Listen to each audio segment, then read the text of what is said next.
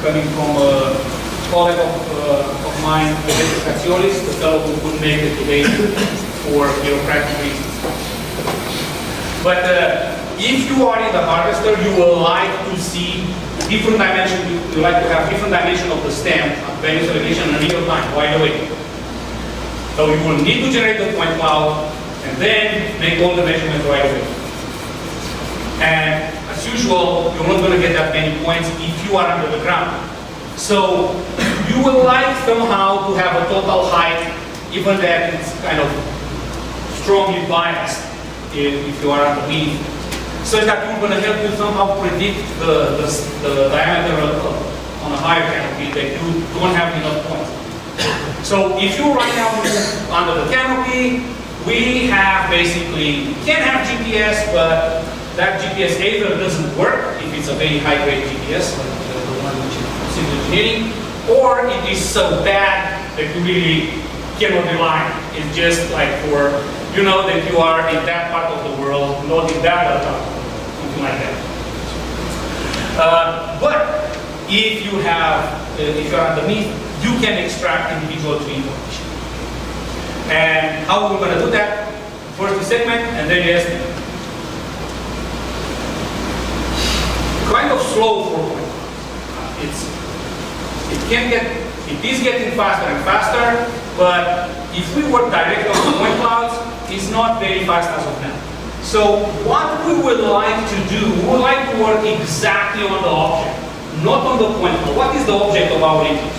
Okay? And the object of our interest are three attributes. It's not the point cloud. We need the information from that source. So this is the overarching of the project, basically get complete information. And one of those small steps is, if I can position the tree where they are, then I can take some information from above that I already have, and some information from below that I already have, and I'm going to match it. So I do not have to work with point clouds. I work with information that is very fast, or anyway, faster on each part of the perspective that we have.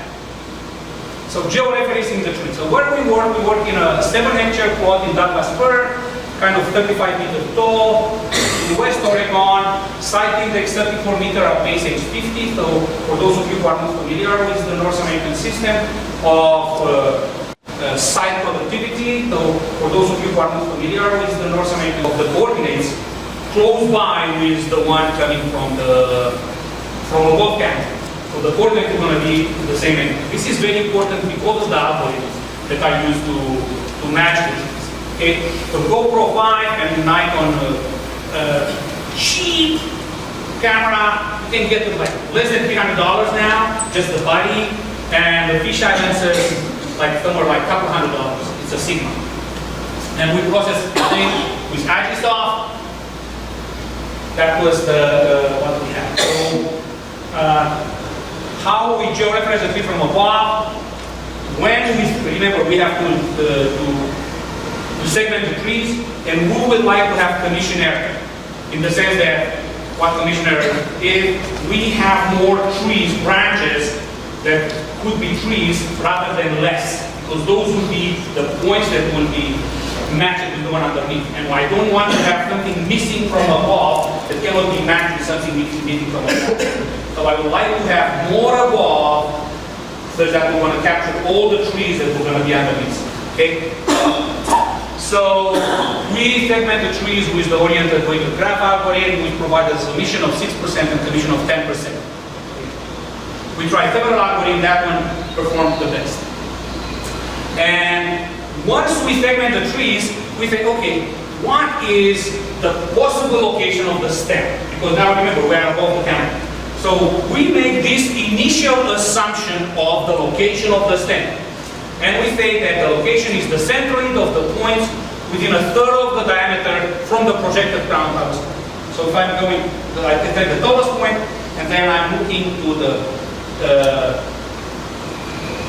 1/3 of the circle with the area equal with the projected. Not very far. So when we look under the canopy, now we have two observations. First of all, PPC see are noisy. Not like you're going to get a lot of errors. Literally erroneous points that you know for sure that shouldn't be there. And secondly, if you forget about those errors, that's the good part, the points themselves are correctly related, are in a correct representation of the reality. So what we have to do, identify the stem, fast and accurate. Now we are under the canopy. It's not about reference at all. Forget about it. We didn't reach that stage. So to do that, we have used a very simple algorithm which really proved to work well, even that it's simple. So first of all, we normalize the colors. Very, very simple normalization process. And then we say this. If the colors are blue or green, most likely they are not stem. And if somehow we eliminate all those points and then we still have some points with a lot of red, very little red, then those most likely are not stem again. Now we realize that we have a lot of points that are underneath. So my concern that we, by eliminating those points, we're going to have very little points left is not there. I'm still going to have enough, and we're going to see that. And then we eliminate also those work in actual values, so basically larger than 127. This was the threshold. But this one is in terms of relative, so if I have more blue than red or more green than red, then that probably is not a stem also. Very simple algorithm. And then once we eliminate those points, we say, okay, you know what is something fast that can give us the possible tree location? And we have used hierarchical cluster analysis that is the similarity algorithm. Okay? And the tree in this case will be the centroid of the cluster, because this cluster is a tree right now. So how we match the trees? Now we have some trees from above with errors, some trees from above that I see very well. So I know that those are my trees, but my coordinates are completely bogus. So we have used rigid. There are two types of point matchings algorithms that can be used. One is rigid and one is non-rigid. And we have used a non-rigid algorithm because for those of you who are not familiar with point matching, rigid means the number of points that from one set is the same with the number of points in the other set that has to be matched. Which we know for sure that will not be the case. So it has to be non-rigid. There is a payment for that. Way slower, and there will be some errors. And among the algorithms that are available, we have used this one. Matlab 2013. And why I like this one? Because it's robust to outliers and errors. Really, really good. But you realize that every time when you get a lot of things that seems to be sweet, you expect something to hit you from the side with some bad news, and we're going to see the bad news later on. And what we did, we matched the trees exactly what we have in our case, but we also like to see, okay, can I simulate to see if those errors are very important that we have in the tree location? So when we segment the tree from above, we end up with 341 trees. And then what we did, we took the points that are more than 2 meters from the ground, just to be sure that we're not going to have issues with shrubs. And a third of the crown radius from the assumed location, the one that's coming from the initial assumption that we had, and we took the lowest quadrant. Because we know that in the ground we're going to have a lot of movement, we're going to focus on the lower one. Okay? So that one is, so this is from above. Now from below, this is what we get when you use images with really no georeference, nothing at all, there is no geotag. You end up with something like that. Trees are kind of growing in a kingdom fashion. And then when the image should look something like this. Okay? I just provide a perspective view just to have a feeling of what's going on. So if you zoom in and pick up just one of those trees, this is how they look like. Coming row out of adjacent. And when you eliminate according to those very, very coarse criteria of coloring, this is what you end up. Now we have something to work on. Very nice and smooth. When you run a very simple statistics to see how the trees are, We end up with those spikes, because we realize right away, yes, that's it, and these are my trees. Okay? So what we know that the relative distance between all those trees is correct, but we do not know exactly where they are. Okay? And this is what we have to work with. And we have 612 trees. And when I thought that one, I was very happy. Remember, we have 341 trees from above, 612 from below. Therefore, I have some erroneous trees. Could be that we can play around, we can play with. So I just kicked the algorithm in and I say, okay, let's go. And it took 12 hours of computation. Very unhappy with that. And the results were really bad. Not only it took a lot of time, but the results were bad. More than 5 meters. As good as my GPS. That bad GPS. It doesn't work the details. So I say, wow. And for most of you, you already realize the devil's is in the details. Something is, we did something wrong. So when we start reading the paper, original paper, what we noticed, it was never stated, but what we noticed is that the authors uses all the time a small number of points to match. They never use hundreds, they use tens. Okay? So we use the number of number out of the canopy that should be matched. So I said, okay, rather than fitting all the 612 trees, let's take a chunk of it. Okay?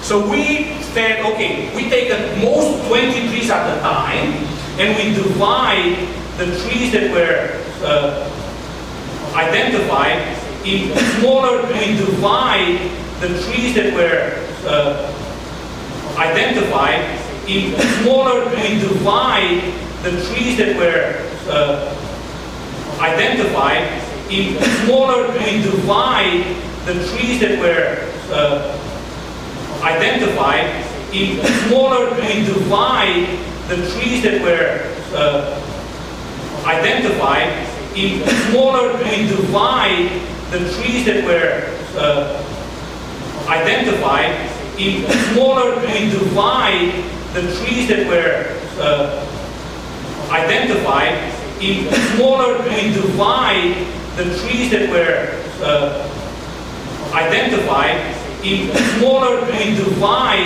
the trees that were identified in smaller, we divide the trees that were identified in smaller, we divide the trees that were identified in smaller, we divide the trees that were identified in smaller, we divide the trees that were identified in smaller, we divide the trees that were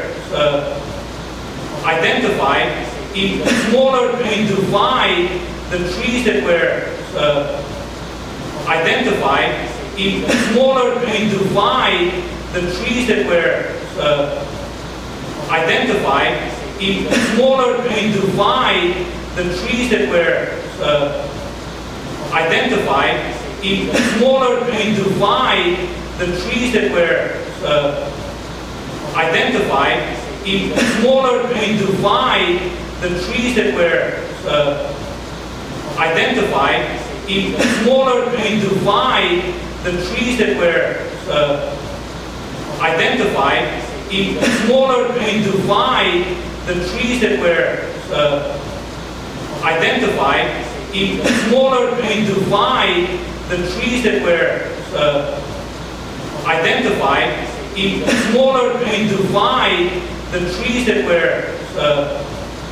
identified in smaller, we divide the trees that were identified in smaller, we divide the trees that were identified in smaller, we divide the trees that were identified in smaller, we divide the trees that were